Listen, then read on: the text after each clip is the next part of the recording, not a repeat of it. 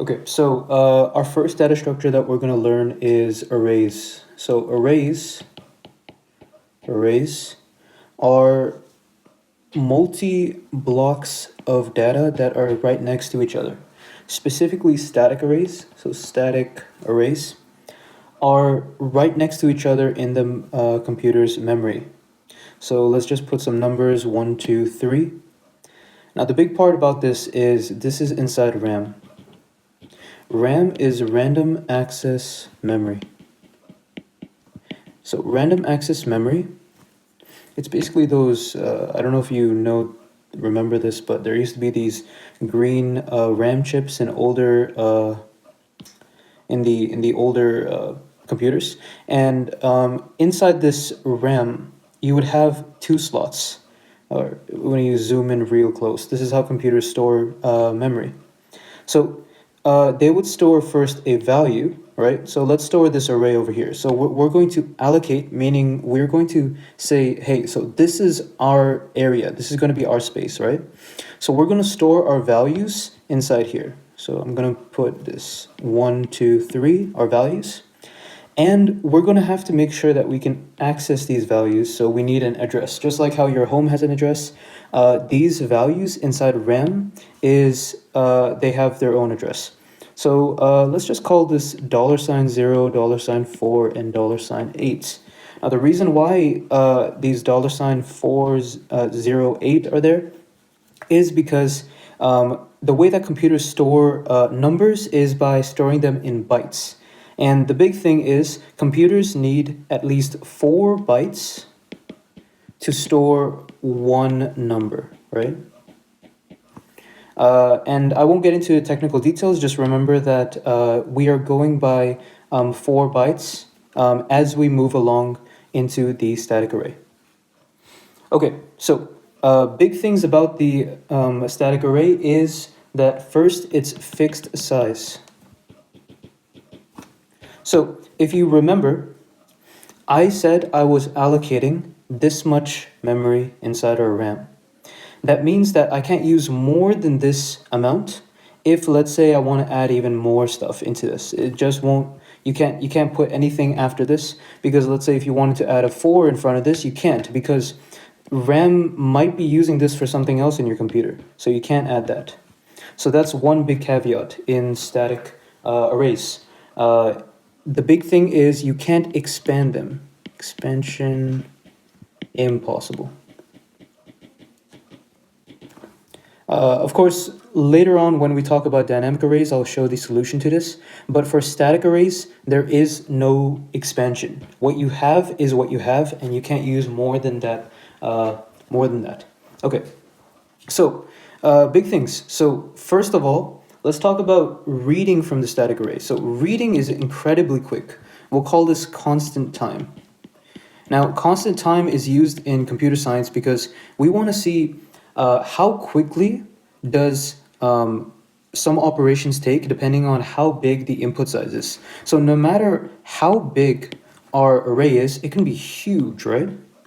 No matter how huge our array is, it'll always take constant time, and this is represented with big O of 1. So that's reading from a static array. Let's talk about these the other two things, which is writing to the end of a static array. Now this is very, very quick too. Let's say we didn't have this 3, right? Oops. Let's say we didn't have this 3. Just remove that. We can just quickly add any number we wanted. Let's say 6, right? So we added that 6, and that was super quick. That's also in big O of 1 time, which means it's constant. And then next, let's say you wanted to delete a value from the end of the static array.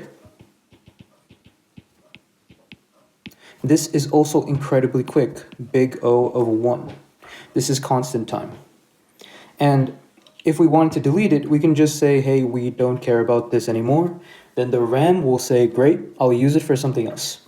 And so that's how you can read from our static array, write and delete at the end of the static array.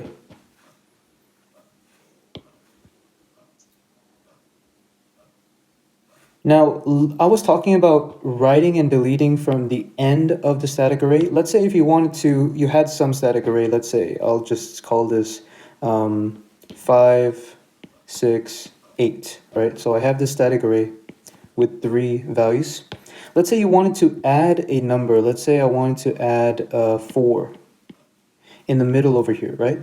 So the problem with this is that everything to the right of our array will have to be shifted over. Let's just make some space. Let's say our array was 4 spaces and there's nothing in here, right? So what happens is I can do this. I can say 5 and 6 stay there. I put the 4 in there, but I've shifted the 8 to that side. As you've noticed, everything to the right of this array, let's say this array was even bigger, like even larger, right? Everything would have to be shifted to the right.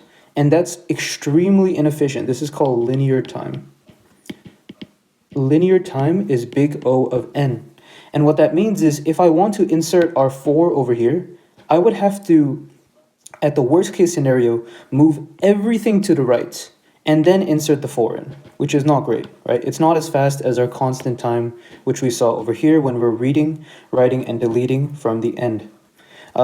This is also the same if you wanted to delete this 4. So let's say if you wanted to delete it, then what would happen is I would have to shift everything back to the left, right? So 5, 6, the 4 is deleted. I shifted the 8 to the left, and everything after that will be shifted to the left. This is also linear time, and this would be big O of n. Okay, so that's basically it. That's static arrays covered.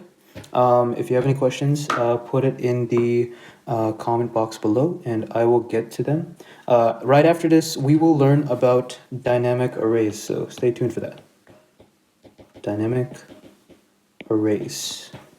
Okay, I'll see you there.